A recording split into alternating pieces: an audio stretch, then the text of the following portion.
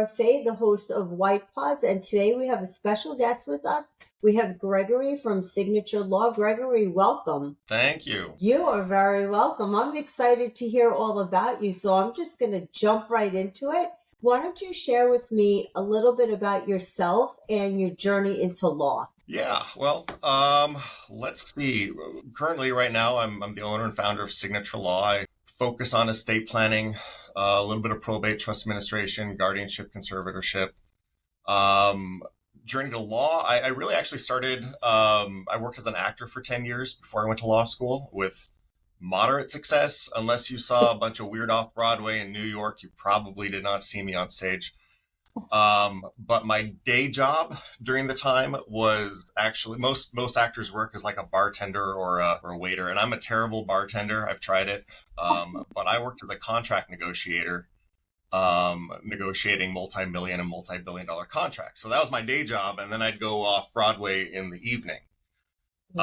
So when I went to law school, I wanted to do more transactional work, but it was 2010. The economy kind of sucked, and everyone just told me, just go into your strengths. And everyone said acting is just going to be just like trial work, and you'll love it.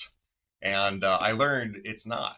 It is very much not like trial work, and I did not like it. I like making a legal argument. I don't like arguing and dickering and bickering about discovery disputes and all the stuff that goes along with litigation. So after bouncing around from a number of law firms, I eventually, through a lot of study, a lot of mentorship, hung up my own shingle and started Signature Law in 2019. That's an accomplishment. I know how hard it is to even attain that degree and pass the bar exam. That is not easy. So I really have a lot of respect for what you do. It's a lot of hours and dedication. You have to love what you do or you're just not going to succeed. Is that fair to say? Oh yeah, and I hated litigation, but I absolutely love what I do. It gets me up in the morning and keeps me happy all day. That's excellent.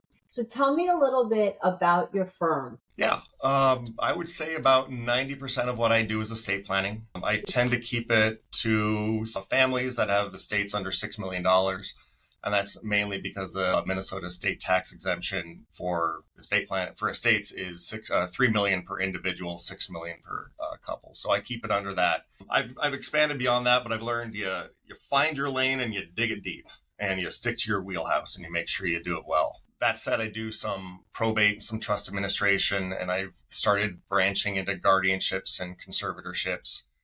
Little horizontal expansion there, but primarily I focus on estate planning, cabin planning, small business formation, that sort of thing. Yeah, excellent. What would you say differentiates your firm from another? Is it personal attention? Is it that you really are laser focused in on one or two particular things?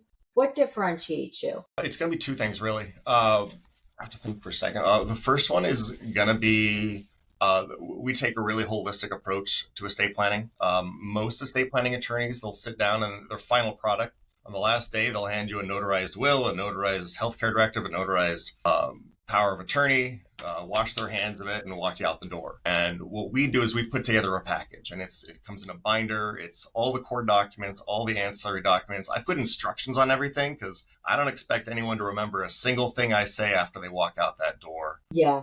It's got a bunch of worksheets, to organize their estate. We prepare packages for all the fiduciaries. We really try to make it as simple as possible. And when I say I do probate, I mainly do it for former clients because I know how their estate is set up, and it just makes it really easy. Right. The second thing is customer service, really. Yeah.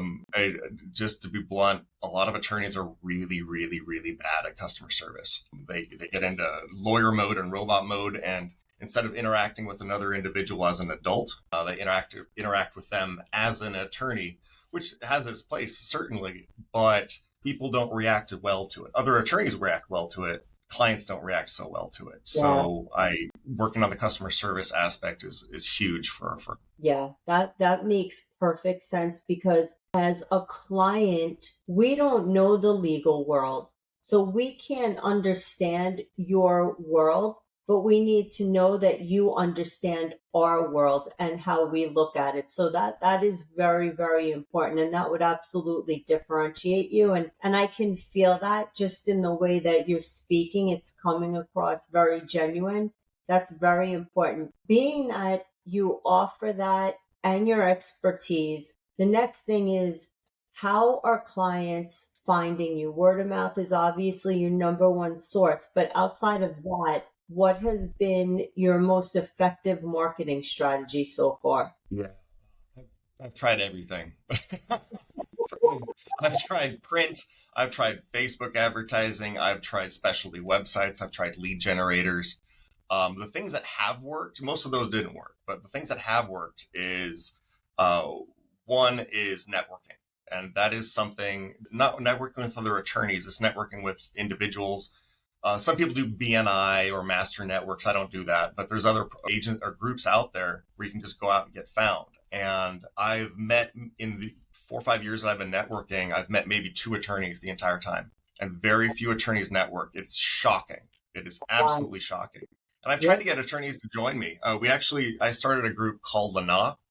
Mm-hmm. It was kind of set up like a BNI. It was going to be solo practitioners and small firms that really know their stuff, are good with customer service, and each has their own industry. And we meet for drinks once a month. LANA stands for the League of Non-Asshole Attorneys. We had a hard time recruiting, mainly because people don't want to network. And we tried, but it's shocking how few attorneys network. The other things that help are I have a YouTube channel. Once every couple of weeks, I'll do a short video on estate planning or probate. Right. We get into everything from like celebrity estates to pet trusts, you name the weird stuff.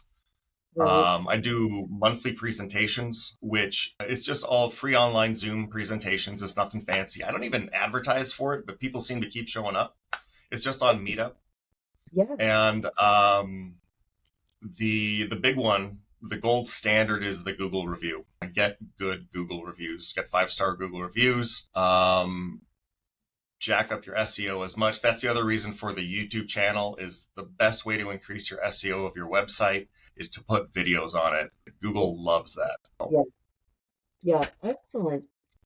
Here's a good question for you, because we all know that every business, whether it's in the legal world or outside of the legal world, faces challenges along the Mhm. path of success. So, what would you say has been your biggest challenge, and how did you overcome that?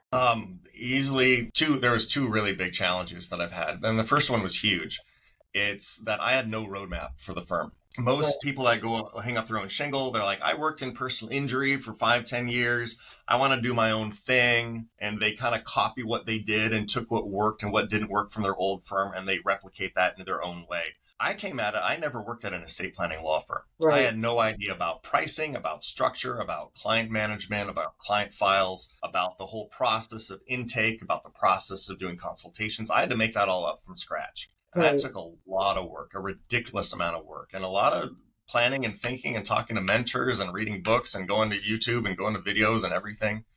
But just getting the nuts and bolts of how to structure a practice has been interesting. And I'm in a couple weeks, there's a CLE. It's a day-long CLE on how to have a successful estate planning law firm. And I'm going to go to it. I'm very curious because I have a feeling that what they're going to present is going to be dramatically different than what I've put together. Yeah. So I'm very curious about this one. Yeah. I know it'll be different, having talked to other colleagues. The other one, it just keeps coming back to it. The CRM program, Mm-hmm. the client relations management program, like the ones that people use are like Practice Panther, Clio, MyCase, that sort of thing, Yeah. Lawmatics. I've bounced around between a couple. Most of them are built for litigators, and Right. they do not do well for an estate planning practice. And I just need something that does the nuts and bolts basics of what I need, and they don't do it. So I've switched twice. I'm going to switch again this year back to something I used to use, and fingers crossed, because it's a pain. Boy, is it a pain. Do you feel that, because I've heard this a lot from friends of mine that are attorneys, do you feel that they overcomplicate things and you just need a simple, basic ABC platform to do almost like a customized one to you, not all these bells and whistles that you're never going to use. Yeah, most people use absolutely 100%. Most people only use a small fraction of what their program can do. Yeah. I won't name names of the programs, but I basically I need one that, for instance, I need to send out an intake form and then there'll be reminders sent about those intake forms. And I found some programs that do it, but they overcomplicate the process, Yep. or they're so non-malleable that I can't adjust it for what the client needs. Right. So they do a one size fits all. Here's a great example. I'll send out an invoice and there'll be reminders. Every program has reminders that go out for the invoice. But sometimes clients will say, hey, you know what? And I do a pay up front model. And they'll say, hey, look, I'm going to pay at the beginning of the month. And so got you there. That's in like a couple of weeks. And I'll say, that's fine. But I can't turn off the reminders that go out to the client. So they're still getting texts and emails saying, hey, please pay your bill. And I have to tell them, just ignore those. Right. Which is really unfortunate, I guess. Yeah. It's a problem. It's a real problem. Yeah, absolutely. Because it takes up time when things become overcomplicated, and time is money, and even your personal time. You don't want to be bogged down. You're an attorney. You don't want to be bogged down figuring all of these things out and arguing with a CRM, for a lack of a better example. But yeah, I totally understand it. What is one message that you would want potential clients to know about you? We're going to give a customized approach to your needs. I'm not just one that just fills out a random template and calls it good. The templates that I didn't just download a bunch of templates online. I've very much customized them, and we take what the client needs and we find out what they need and develop the plan around that, as opposed to try to cram what they have into our existing templates. Right. For example, one passion of mine is the healthcare directive.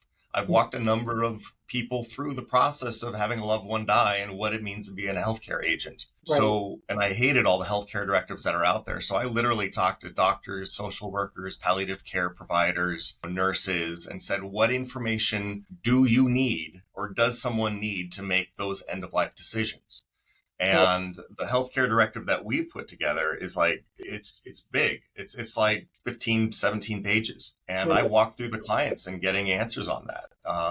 But it seems like a lot, but I've only maybe once had a client say, this is too much, I can't do this. Right. And then we just adjust to what they needed and what they could do. So whatever we do is going to be customized to what their needs are, and to try to help them through the process, as opposed to just plug and play with the template that I downloaded somewhere. I think that's really important. And what I'm hearing, I think I can summarize in 2 words: care and customization. Yeah. Right? That'd be absolutely right. Yeah. That'd be absolutely right. I can sense that.